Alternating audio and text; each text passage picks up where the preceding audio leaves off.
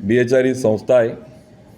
ठेवीदारांना कोणी लुटलं, BHRच्या प्रॉपर्टी कोणी घेतल्या, ऑडिट करा. तुमची संस्था आहे, चौकशा करा.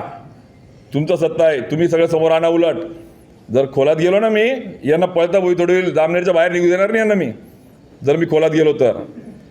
पण माझं म्हणणं आहे की मी व्यक्तिद्वेषी राजकारण करणार नाही. जे त्यांनी केलं मी मुद्द्यावर बोलेल. मी शेतकऱ्यांच्या, ठेवीदारांच्या, दूध उत्पादकांच्या, त्या ठिकाणी जिल्हा बँकेच्या, त्या ठिकाणी सचिवांच्या, मी ज्या त्या ठिकाणी अन्याय होणार आहे त्यांच्या बाजूने मी उभं राहणार आहे. मी व्यक्तिद्वेषी काम करणार नाही. चांगलं काम केलं तर मी कौतुक पण करेन. त्यामुळे या सगळ्यांना इशारा आहे, आता आजपासून बोलताना तोल सांभाळून बोला, बेबान बोलू नका. लोकांना दिशाभूल करण्याचे तुम्ही प्रयत्न किती केले तरी लोक हुशार झाले. त्यांना कळतंय काय बोंब पाडली आपण. 10 वर्ष कॅबिनेटच्या मिटिंगला तिथे झोपा काढतायत का तुम्ही? ते दादा भुसे पोखरामध्ये त्यांचा तालुका टाकून घेता. यांची दाढ उठली नाही तिथे. एखादा माणूस जरा तोंड दाखवलं नसतं जिल्ह्यामध्ये की मी कॅबिनेटचा मंत्री आहे, माझ्या जिल्ह्यातलं एक गाव त्या ठिकाणी पोखरा योजनेत घेतलं गेलं नाही. लाज वाटत नाही?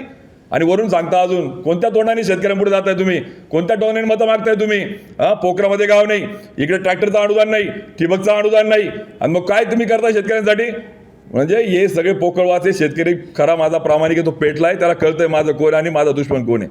त्यामुळे या संदर्भात मतपेटीतून त्या ठिकाणी सगळं दिसणार आहे. त्यामुळे आपण पण शांतता ठेवा. आणि मला आपल्याला पण विनंती आहे की मला पण त्या माळेचं मनी करू नका, ती पण तुम्ही सकारात्मक राजकारण आपण करू. या सगळ्या भूमिकेमध्ये बिईंग ॲज अ बँकेचं, आम्ही बँक चेअरमन बसवला, सांगणारे कोण आहे? गिरीश महाजन.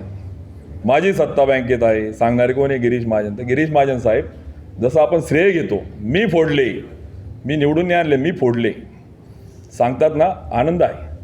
पण जसा क्रेडिट घेतात तशी जबाबदारी पण राजकारणात घ्यावी लागते. नक्कीच घेतलं पाहिजे. जो करतो, जो मेहनत घेतो, ज्यांनी फोडले, ज्यांनी कसे तोडले, त्यांना माहिती, त्याचं जायचं नाही आपल्याला कसे फोडले तोडले. पण जे क्रेडिट घेतात तशी जबाबदारी पण घेतली पाहिजे. एका बाजूला ऑथॉरिटी आहे पण रिस्पॉन्सिबिलिटी नाही. एका बाजूला क्रेडिट आहे पण त्याला समोर जाण्याच्यासाठीची जबाबदारी घ्यायला तयार नाही आहे.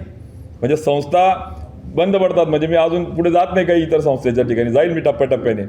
पण आज हा मुद्दा तुम्ही जो बोलला तो महत्त्वाचा आहे की निश्चित याला जबाबदार वरमाय जो म्हणतो आपण, लीडर.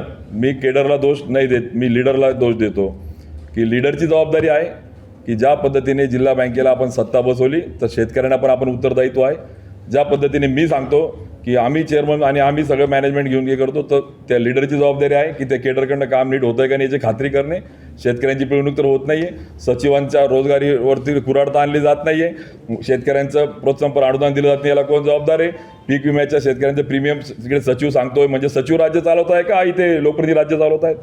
मग इकडे प्रीमियम लाटला जातोय, शेतकऱ्याच्या टाळीवरचं लोणी खाल्लं जात आहे, शेतकऱ्यांचं क्षेत्र कमी जास्त त्याच्यावर दूर केलं जातं आहे. आणि या सगळ्या बाबी संदर्भात त्यांनी आता वेळीच जागे होऊन पावलं टाकावे. आम्हाला तीच अपेक्षा आहे की आपण याला न्याय द्यावा, काम करावं, आणि त्यांना सहज शक्य आहे, त्यांचं तेवढं वजन आहे. त्यामुळे त्यांनी गांभीर्याने घ्यावं ही सूचना आहे.